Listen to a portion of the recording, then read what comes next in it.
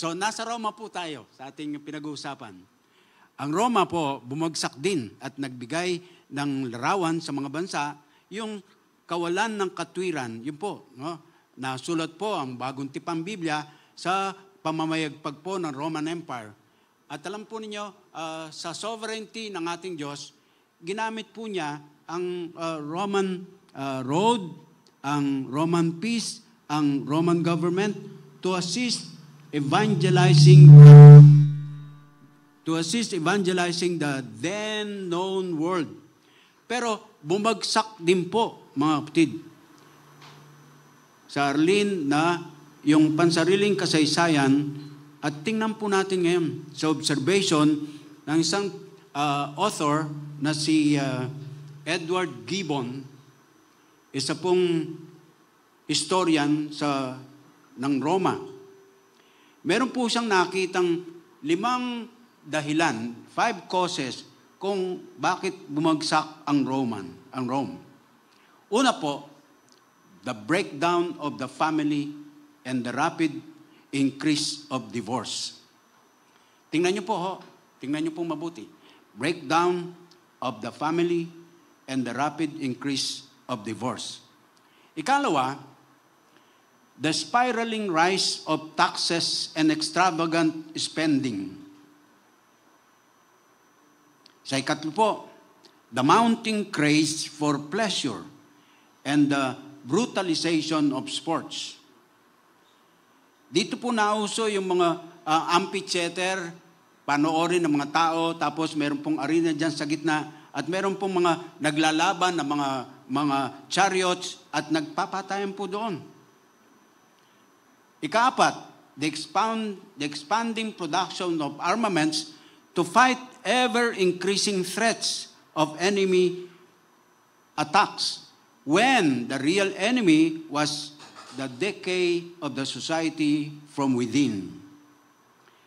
Ikalima, the decay of religion into myriads and yung pong confusing forms, leaving the people without a uniform guide sa paglapit sa Panginoon.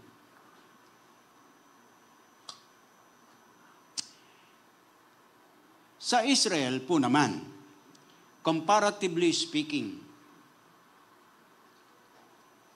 sa ilalim ng pamumuno ni Solomon, naabot po ng Israel ang highest point ng national greatness. Nabantog, nakilala, kinatakutan ang Israel sa paghahari po ng Solomon. At mga kapatid, punto por punto, nakita ni Gibbon ang kaparehong sitwasyon sa 1 Kings chapters 8 and 11 sa nangyari sa Roma, sa nangyari sa Israel. Ang una, family pa rin. Solomon loved foreign women. Ang sabi po ng 1 Kings chapter 11 and 1. Nakahiligan niya ang mga mistisa. Ikalawa, taxes and spending. Alam po niyo, nire-record sa 1 Kings 10, he collected $20 million annually in gold revenues alone. At meron pong sinasabi sa 10 verse 27, yun daw pong pilak, silver, was as common as stones in Jerusalem in his time. Wow! Pangatlo, pleasure. His latter life, kay Solomon po ito, his latter life was a binge of lavish living and lust. Akalain nyo magkaroon siya ng 300 asawa at 700 mga kabit.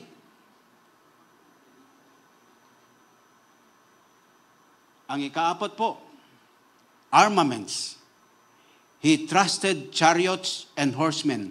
In fact, nag-import po siya ng mga. And then, ikalima, religious decline. He went after heathen gods. Ang senaryo po dito makita natin mga kapatid. Narito ang templo, tinayo ni Solomon mismo. Naalala nyo sa kasaysayan. Ang naghangad una sa lahat na magtayo ng bahay ng Diyos dito sa mundo ay ang kanyang ama na si David. Ngunit sabi ng Diyos sa kanyang ama na si David, hindi ikaw ang magtatayo ng bahay para sa akin. Ang iyong anak, that's Solomon. So ginamit po ng Panginoon ng Solomon. Now, dahil po doon sa kagustuhan niya magkaroon ng iba-ibang mga lahi marahil at mga mimistisahin, mga papangasawa, kinuha po niya ang prinsesa sa iba-ibang bansa, tapos kasama po yung mga Diyos-Diyosan nila, bit-bit. Mag-imagine lang po ako na eto ang templo at sa paligid po ng ng templo, nandun po mga shrines, mga munting mga altar ng kanilang mga Diyos-Diyosan. Dangan kasi, maglalambing ang isang asawa. Samahan mo naman akong sumamba kay Baal, ang aking Diyos, namimiss ko na siya. Di pinagbigyan. Hanggang unti-unti po, yung puso ng Hari Solomon, nalayo na po sa Diyos na kinikilala niya. At nagkaroon na po ng mga Diyos-Diyosan pumaligid sa kanyang buhay. umagaw ng kanyang puso. At pansinin niyo po sa lista, sa 5 mga dahilan na nakita ni Gibbon doon sa pagsusuri niya sa Roma at sa Israel. Una, ang kalalagayang pampamilya. Ikalima, ang kalalagayang pangrelihiyon. Mga minamahal, napaisip lang po ako. Ano kaya ang pwedeng matutuhan natin mga Pilipino sa ating pinag-aaralan ito sa banal na kasulatan ng ating Diyos? May tanong natin, anong pwede nating gawin? Katulad po kahapon ng hapon. Nagdaos tayo dito ng tawag po natin ay boboto ako para po magkaroon tayo ng pag-uusap tungkol sa magabayan tayo ng Panginoon Diyos hinggil sa ating pagboto nitong nalalapit na halalan. At maganda po ang ating napag-uusapan. Nagkaroon po tayo ng panahon na malayang mapag-usapan ng tungkol sa pananagutan natin at pribilehiyo bilang mamayang Pilipino, boboto. Kaya maging matalino tayo, maging matiyag po tayo, at wag po tayong basta mapaayon sa ika nga po'y daloy ng mga pangyari, ayuda dito, ayuda doon, at pwede pong pasayaw-sayaw sa plataforma, senador daw po yun. Patawarin naman tayo.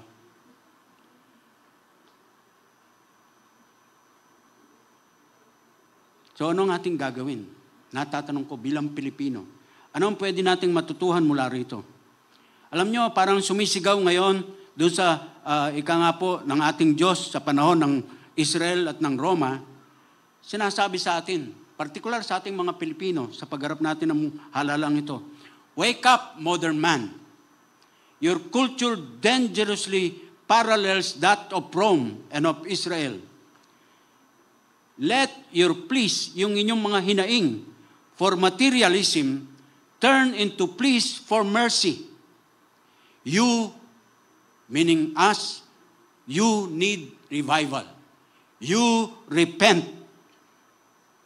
At gagabayan po tayo ng ating pinag-aaralan, showing to us the marks of true revival.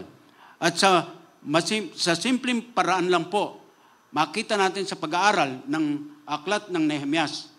Chapters 8, 9, and 10.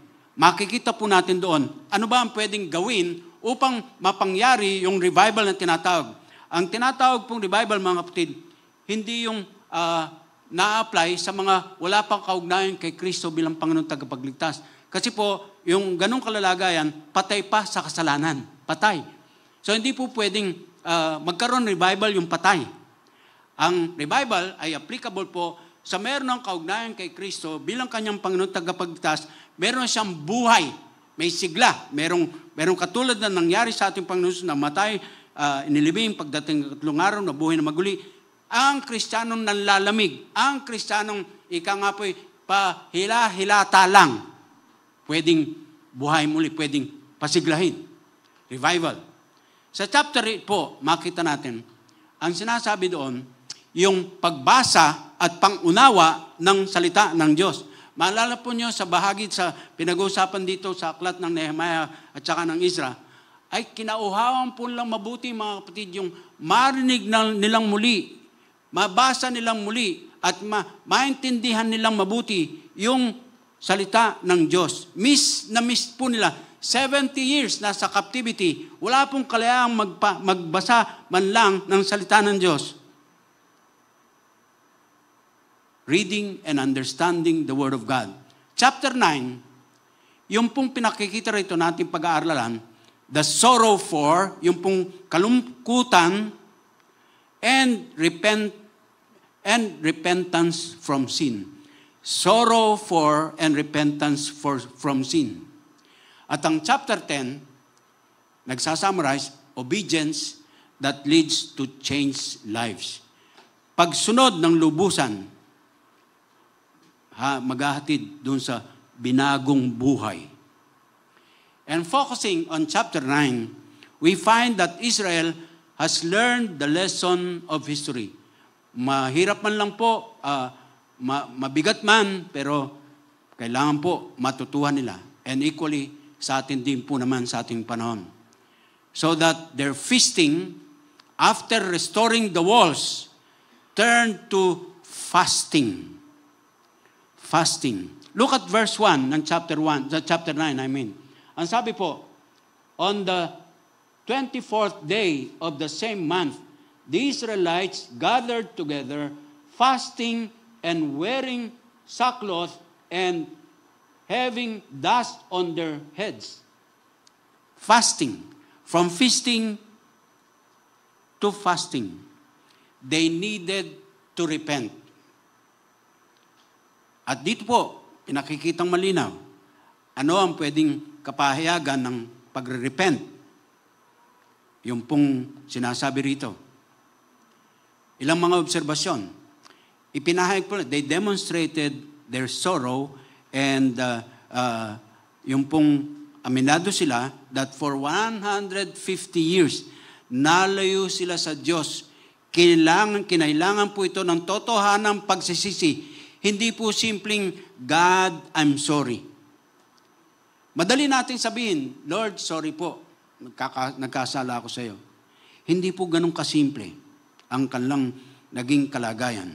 So, sa mga susunod pong mga talata, mula dito sa chapter 9, verse 1 to 3, makita natin, repentance is felt. Fasting, nag-fasting po sila. Ito po yung Old Testament sign ng grief, ng penitence. Yung sackcloth, ito po naman mga kapatid, yung rough goat hair garment. Gawa po sa balahibo o balat ng kambing. At sinusuot po nila over their loins, picturing mourning and penitence. Tapos po, yung pagsisisi, yung panumbalik loob sa Diyos, ay sinasaysay, spoken. Kaya po'y sila'y nagkumpisal ng kanilang mga kasalanan. And mind you, sa kabuuang pahayag ng kasulatan, mga minamahal, judgment must begin at the household of God. Bago po tayo makaasa ng kabaguhan ng buhay ng lipunan, magsimula po muna sa atin na mga anak ng Diyos. And then, ang idea po rito, mga minamahal, ang repentance po, ganap, lubos. Hindi po isisisi sa iba ang gawang kasalanan.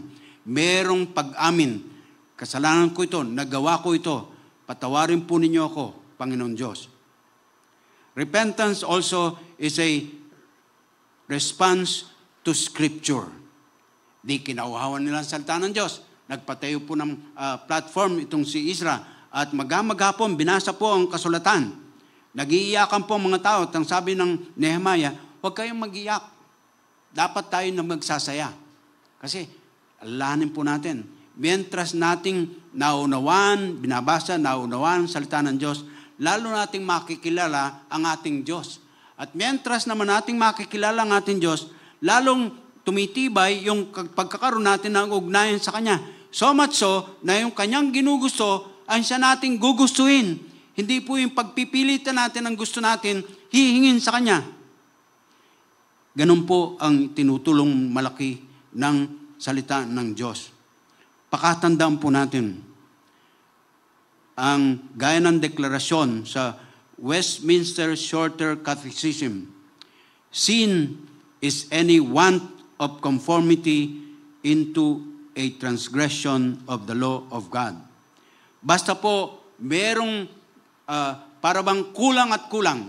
Naghahanap ng mga bagay na makiayon doon sa pwede pong paglabag sa kautusan ng Diyos, kasalanan po yon. Dapat na ipagsisi. So, imagine po ninyo, on that particular day, 3 hours of confession followed 3 hours of listening. Nakinig muna sila. In-enjoy muna nila ang salita ng Diyos at saka po nagbunsod sa kanila sa paghingi ng kapatawaran at pagbabalik loob sa kanilang Diyos. At batay po dito sa chapter 9, this prayer of confession has 3 main parts. Ang una po, recognizing God's creatorship, verses 5 and 6. Ang ikalawa po, reviewing Israel's history, verses 7 to 31. Ang ikatlo, panghuli, requesting God's mercy, paghingi ng kahabagan ng Diyos, verses 32 to 37. Unahin po natin, recognizing God's creatorship, verses 5 and 6 ng chapter 9. Pansinin po ninyo, meron na ulit at ulit na pinapahayag. Mula dito sa verse 6, ang sabi niya, chapter 9, verse 6.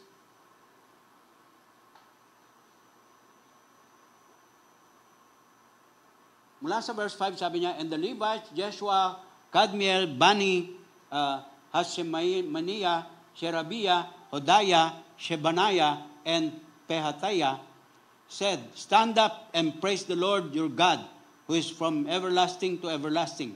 Blessed be your glorious name, and may it be exalted above all blessing and praise. You alone are the Lord. You made the heavens, even the highest heavens, and all their starry host, and so on. Inuulit po, you are the Lord alone. Yung po ang ina-highlight kung bakit nagsimula ang panalangin nila dito sa pagkilala ng paglalang ng Diyos. Upang ideklara sa langit at sa lupa, sa lalim ng lupa, sa kabuuan ng lilikha, ideklara ang Diyos at namumugot tanging Diyos ang lumalang niyan. Ano po ang kabuluhan nito? Ito po ang sentrong paniniwala ng Judaism sa mga Hudyo. Ayon sa Deuteronomy chapter 6 verse 4, hear, O Israel, the Lord is God, the Lord is one. Yun po, pangunahing deklarasyon sa paniniwalang relihiyon ng mga Hudyo. It sets Jehovah apart from Baal, from Asherah, and other false gods of the Canaanites. Isa lang po ang Diyos at wala nang iba.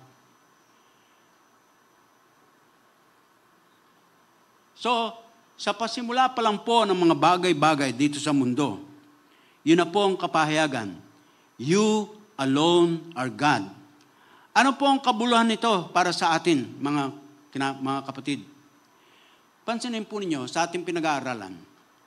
Mula kay Solomon, ang naging papel po ni Solomon, nagsimula na po pagsamba sa Diyos-Diyosan.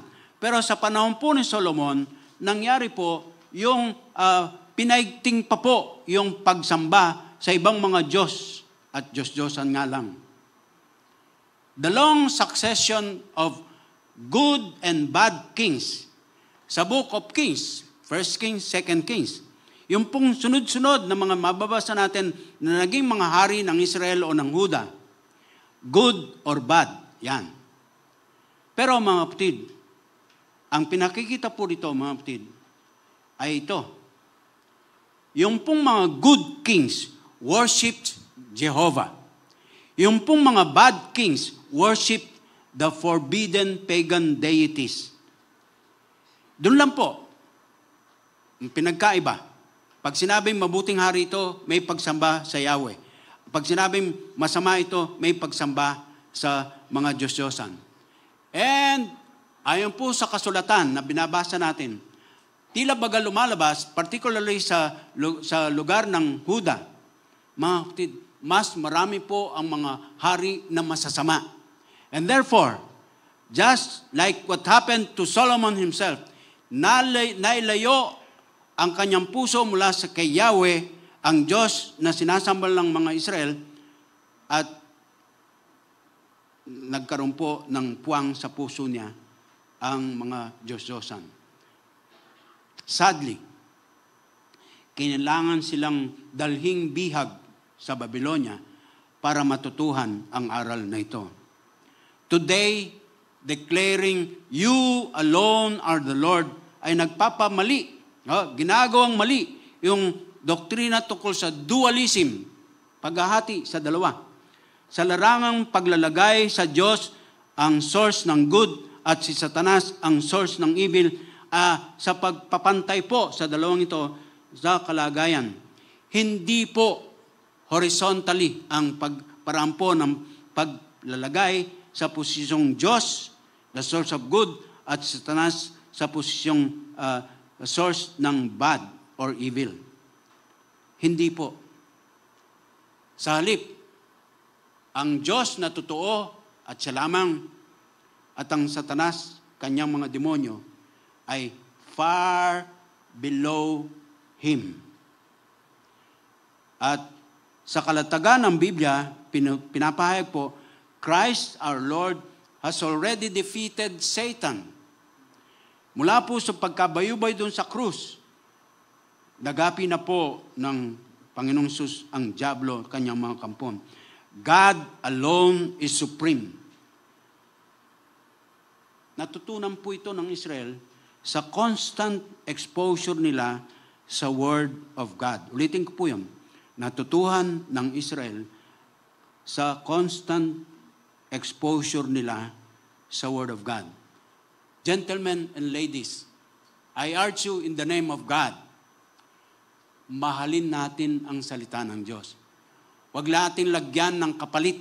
Huwag nating ipantay sa anumang doktrina, anumang aral, anumang aklat na nating binabasa. Sapagkat ito po ay napakahalaga sa ating kaugnayan sa Panginoon. At sa prayer nilang ito ay nagpapakita po na nakikilala nilang mabuti ang kanilang Diyos sa pamamagitan po ng inihahayag ng kasaysayan. All throughout, I say all throughout, Israel's history is God's story. Israel's history is God's story. Ang bida po sa lahat ng ating binabasa ng mga kasaysayan, mga pangyayari sa kasulatan, ang bida po, tangi ang Diyos.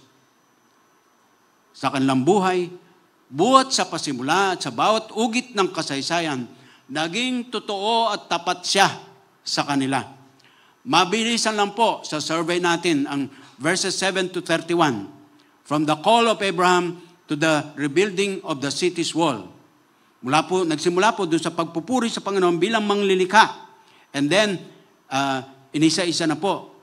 Halimbawa, sa pagtawag kay Abraham, pagkatapos po ng mga talatang may pagbanggit doon sa creation, ayun, 7 to 8, sinasabi po, tinawag ang Abraham. At dito po, inilalatag, mga kapatid, yung pagpapalit po ng pangalan mula sa Abram at naging Abraham. Very significant din daw po ang katotohanan ito, mga kapatid. Yung po kasing pagpalit ng pangalan, sinasabi niya, binukod niya ang Abraham. Tinawag po siyang Father of all nations. And according to Genesis 12, 1-3, nagpapakita po ng kanilang nasain,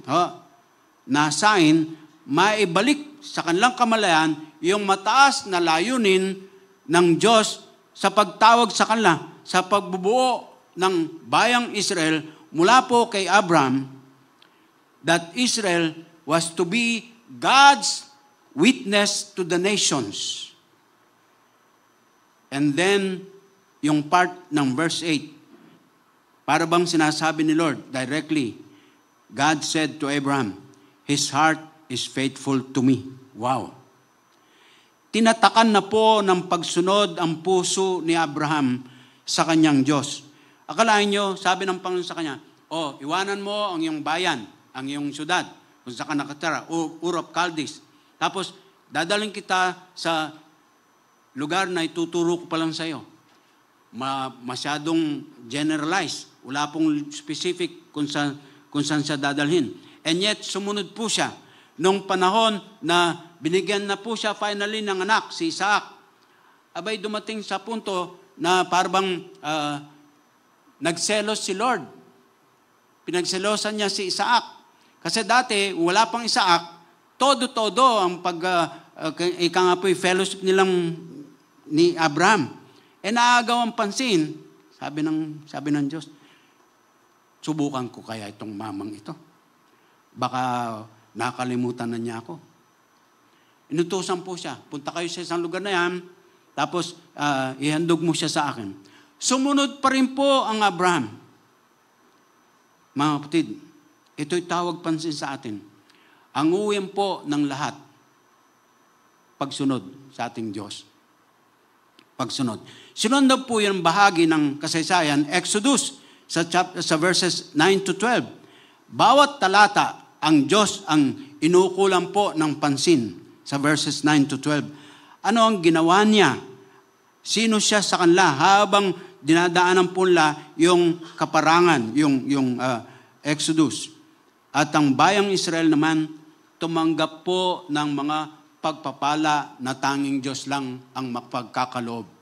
Mana, tubig, kung humingi ng karne, binigyan, and so on and so forth. Kaya ang description sa kasaysayan, ni hindi man lang daw po naluma yung kalang damit, ni hindi man lang daw po napudpod yung kalang mga tsinelas o sandalyas. Sinasamahan sila ng Diyos. Sumunod po doon, sa verses 13 and 15, the law at Sinai, nung ibigay po ang 10 utos sa bundok ng Sinai. Sa 13, dinidescribe po, ang law ng Diyos is just and right, good. Salungat na salungat, sa tingin ng iba, hanggang sa ating panahon, ang tingin ng iba, that God's regulations are binding, unacceptable burdens. Burdensome ang mga utos ng Diyos. Hindi popular ito, lalo na sa ating mga kabataan ngayon. Kaya mag-ingat po tayo, mga magulang, ating panagutan sa ating Diyos para sa kapakanan ng ating mga anak. Kumbaga po, isusubo na natin. Ibibigay pa natin sa ating mga anak, ganun tayo magmahal sa kanila. Pero yung salita ng Diyos, nagagawa po ba nating ipasa din sa kanila? Sinundan po yun, mga kapatid, sa verses 16 to 21, yung pagre-rebelde. Rebellion. At, mga kapatid, dito po makita natin, ang pinakasukdulan na kapahayagan ng pagre-rebelde ng bayang Israel sa kanilang Diyos, idolatry. Idolatry. Their rebellion led them to idolatry. To God, it is blasphemy, an act of contempt against His nature as the sure, only one true God. Sure, only one true God. It is an act of idolatry. At ang theology author na si Charles Hodge, nagsabi po, and we quote, idolatry consists not only in the worship of false gods, but also in the worship of the true God by images. Nakita niyo yung kaibahan ng sinasabi ni Charles Hodge? Hindi raw po lamang nagtataglay yung sinasabing idolatry ng pagsamba ng mga false gods. Hindi po. But also in the worship of the true God by images. At sabi po ni John Calvin, ang totoong image of God is not to be found in all the world. Tangi sa Diyos lamang. Sinundan po yung mga kapatid sa verses 20 to 25, the promised land. Dinala na sila doon sa lupang pangako. Their entrance into Canaan. Ang Diyos na naman ang nakitang gumagawa. Pag binasa po niyo mga talata, every verse, makita nyo, ito ang Diyos. Ito ang kanyang ginawa. Again ho, ang history ng Israel ay istorya ng Diyos.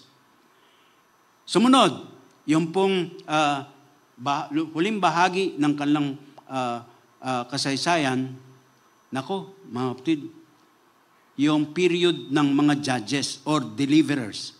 Di ba yung paikot-ikot na lamang na takbo ng buhay?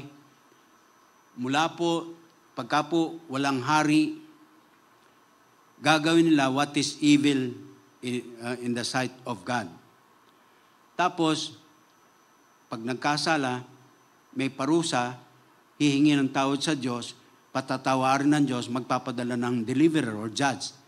Ayos. Habang buhay ang judge, maganda ang takbo ng buhay ng Israel. Pag namatay po na yung judge, eto na naman. They did what is evil in the Lord's eyes. Rebellion. Makita po natin, nagre-rebelde, ulit at ulit. Ulit po, ulit to. Ulit at ulit. Baka hindi pa po nyo nakakats. Ulit. Ulit at ulit. Kasi nga, mga kapatid, what we should realize about rebellion is this. One, rebellion is in the heart of man. Verse 26. Pangalawa, it is harmful to rebel. Mga kapatid, baka nag-aakala kayo, ganun lang kasimple yan, likas sa tao. Pero it is very harmful to rebel. Verse 27. Pangatlo po, rebellion can be cured. Hallelujah. The same verse. And that leads us to verse 31. That says, tingnan po niyo yung verse 31. Ang sabi po, mga kapatid, But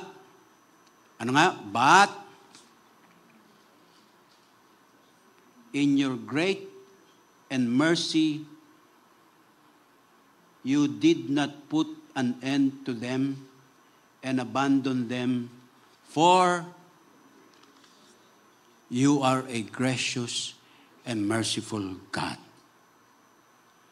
Nakakapang baba ng kalooban ang kapahayagan. Kung tatanggapin po natin, just like Israel, tayo po'y nakagagawa ng bagay na ito. Nagre-rebelde tayo laban sa ating Diyos. Pero hindi po niya magawa na tayo lipulin. Hindi po niya gagawin na tayo ika nga po'y todo-todong parusahan.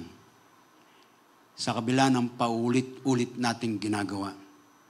Ang 70 years of captivity sa Babylon at ang 140 years na broken walls and broken hearts and dreams might have been the end of Israel's history. Salamat na nga lamang sa sinabi po sa verse 31. We have a gracious and merciful God. And thus, dinala po tayo dyan after recognizing yung God's creatorship, after reviewing sa kasaysayan, then to request mercy of God.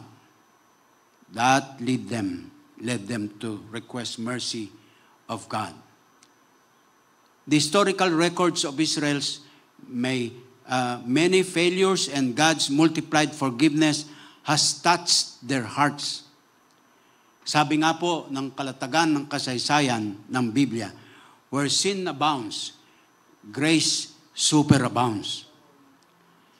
His love, His mercy, with His might, the awesome God they have all throughout, nandun sa kanila.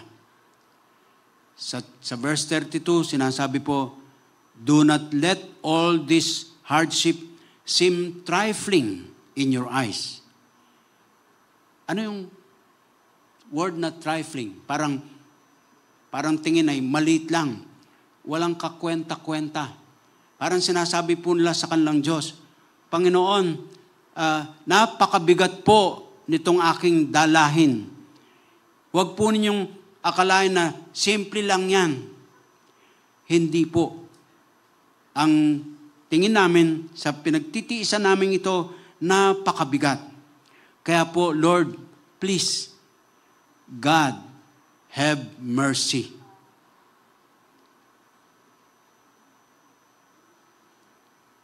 At sa huli po, reading from chapter 10, starting with verse 28, the people have vowed, meron pong pangako, meron pong paghahayag ng kanilang vow to obey the whole law.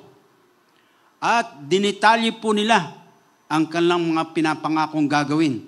Kasi po, kung sobra lang generalized, Lord, pagka po ko'y nakahango dito, Pagka po ako tinulungan ninyo, nangangako po ako, mag-church na po ulit ako. Magtatights na po ako. At kung ano pang mga pangako. Pero walang iniwan sa ating mga politiko. Ang pangako ay napapako. Nangako na nga, gusto pang tuparin. Kaya dito po mga kapatid, sa bandang huli ng ating pinag-aaralan, we learn this truth. True repentance is an act of obedience. True repentance is an act of obedience. Pagbabalik kasi, doon sa paghahayag ng katapatan ng Diyos as far as Israel is concerned, tinanaw nila sa kanilang kamalayan, ano ba ang ginawa sa akin ng aking Diyos? Naging mabuti siya. Hindi niya ako binitiwan, hindi niya ako pinabayaan. Mahabagin siyang Diyos. Kung kailan ko siya kailangan, nandun siya. And so on and so forth. Kaya ang bagay na aking ganti sa ginawa niya sa akin, ito ang aking pangako.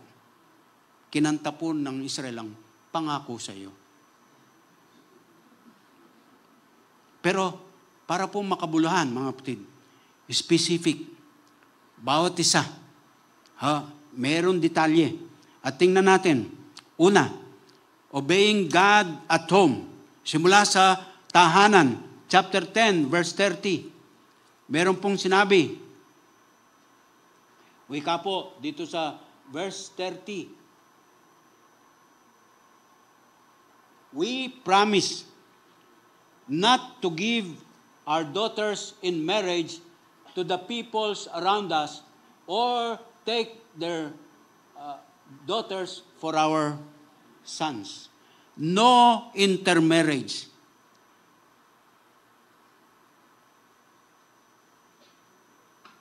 Napapanahon po bang pag-usapan din yan ngayon, mga kapatid? Opo naman. Nakalulungkot. Maraming nagsusuko ng kanilang loyalty sa kanilang kinikilalang Diyos at tagapagligtas na si Jesucristo sa binata o sa dalagang ito na wala pang kaugnayan man lang sa Diyos. At ang nangyayari po, kalaganapan pa rin po sa mga simbahang Kristiyano tulad sa atin, yung nakatungtong lang, minsan lang, nakatungtong dito sa church, okay na, pwede na. Patawarin naman po tayo. Hanggang ngayon, nakita lang mas pogi, mas mistiso, pogi talaga. May tantalizing eyes. Gagawin ko siyang Christian. Iki-Christianize ko siya. Ulit na lang po ito eh. Baka gas-gas na sa inyong pandinig eh. Minsan naringgan ko sa kwentuhan ng mga dalagang Kristiyano sa isang church kung saan kami naimbitan mag-speak. Ki-Christianize daw niya. Yung dalagang Kristiyano nagsasalita, ki-Christianize ko siya. Ikaw ba kakong Holy Spirit?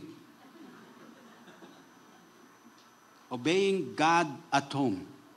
It makes sense to start at home.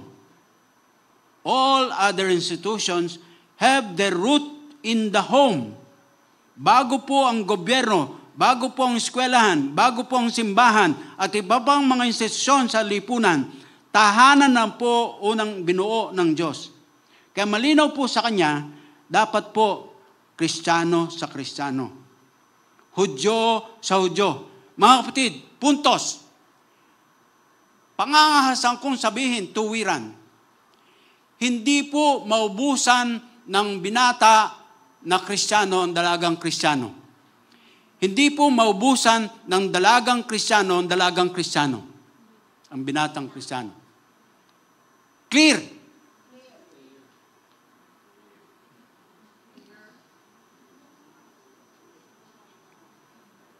Kalawa, obeying God in business. Verse 31. Makukuha po natin dito ang mensahe. Yung araw ng Sabbath is not saying business as usual. Isipin na lang natin, 7 araw sa sanglinggo binigay sa atin ni Lord. Sinisimulan po ang sanglinggo ng araw ng linggo o Sunday.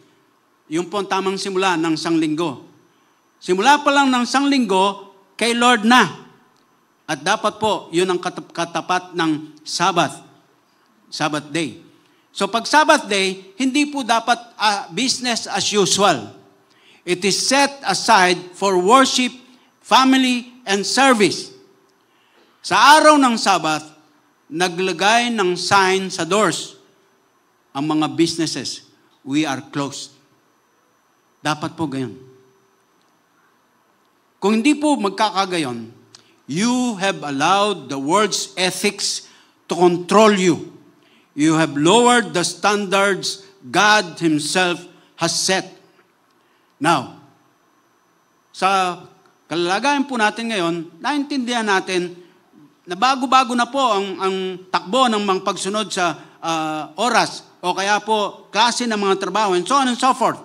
At pagka po may mga holiday, double pay yan pagka pumasok ka. So yung hatak ng mundo, ayun, nakalimutan ang pagsunod sa Diyos sa larangang business. Sumunod, obeying God in the temple. Yan, meron naman sa, kumbaga po, yung pagsasama-sama. Again, may mga specifics sa kanilang mga pangako. Halimbawa, verses 32 and 33, temple tax. Ito pong temple tax, money used to help provide for temple activities. Yun, nangako po sila. Bibigay ng temple tax. Pangalawa, verse 34, wood for the altar. Kahoy. Kasi po, ganito yan. Yung paraan, yung sistema po ng pagsamba sa Israel ng lumang tipan ay nakabatay po sa animal sacrifices. Sa Leviticus 6:31, pinakikita po, fire shall be keep burning continually on the altar. It is not to go out. Dapat po, yung siga doon sa loob ng templo ay patuloy po. Walang dapat na, hindi dapat mamamatayan ng apoy. So, napabayaan po nila yun. Samantalang pwede pong, mayroon pong, ika nga po ay salin-salin, nagpapalista dyan sa ibaba na, ako ngayon, sagot ko ngayon to, sagot ko ngayon. Itong petsang ito, akin na yan, ako na magbibigay ng wood. Parang ganun po. Hindi po kailangang mamatayan ng apoy doon. Dahil meron pong kakatayin ng mga hayop isa-sacrifice kay Lord. Sumunod, yung first fruits offering, verse 35. This is for the support of the priests and Levites. Nangako po sila, yung first fruits. Sinundan po yon, mga kapatid, yung firstborn, verse 36.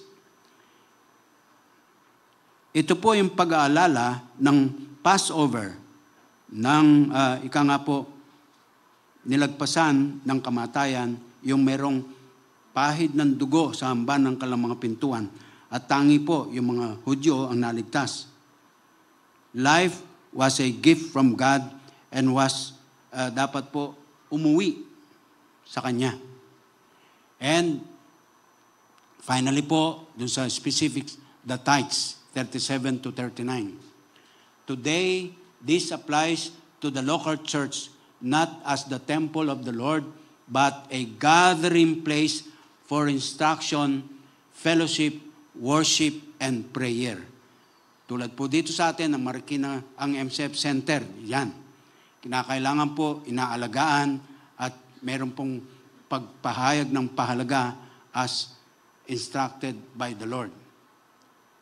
At siyempre, sa likod po nun, yung katotohanan, ang nagtitipon-tipon dito, hindi po tayo isang club, hindi po tayo isang organisasyon. We are a people of God. And so with this summary, sa mga specifics na ito, ang sinasabi po sa ating panahon ngayon, yung gathering and giving para po sa pagtataguyod ng gawain ng Panginoon Diyos. Yun po, mga minamahal, ang pagkaka-expose ng bayang Israel sa salita ng Diyos, and therefore nakita nilang kalang kalagayan, nagdulot po sa kanilang sipayo, and so they responded. Revival. Nagnasa po sila magsipagsisi sa kanilang mga kasalanan at magbalik loob sa kanilang Diyos. So finally po, let us put to use this old adage. Sabi nga po, lahat ay nakaugnay sa pag-ibigang Diyos at tao. Mahal ka ng Diyos at dapat mo siyang mahalin. Ang sabi nga po, you can give without loving, but you cannot love without giving. Hindi po lamang laman ng bulsa, kundi ng ating katauhan mismo. Binigay niya ang kanyang buhay sa atin, ang tumbas po naman natin, buhay para sa kanyang kalwalhatian. Samahan nga po ninyo ako sa pagbasa at ng sabay-sabay, yung parang pinaka-conclusion ng ating message, isang panalangin. Andiyan na po ba? Sabay-sabay po nating basahin. Tumayo po tayong lahat, mga kapatid. Gawin nating panalangin ito ng ating mga puso, individually as well as a group of people loving God. Ready? Begin. Father, you are the God who controls history. We thank you for your word and your faithfulness to us. Help us, Father, to not only hear and know you, your word, but grant us the strength to fully obey it. We thank you, Father, for all the lessons you have learned from your word. We have also learned from our success and failures.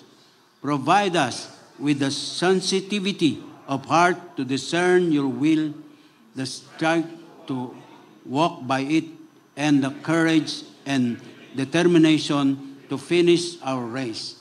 All for your glory alone we pray. In Jesus' name, amen. God bless you. Makakaupo na po kayo.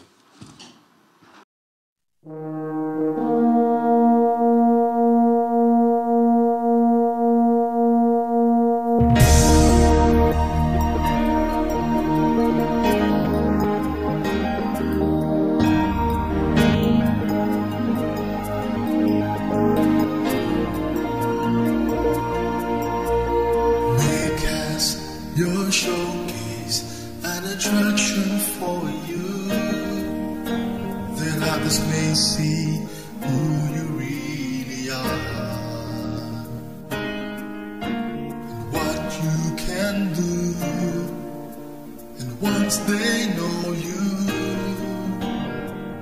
they will love and serve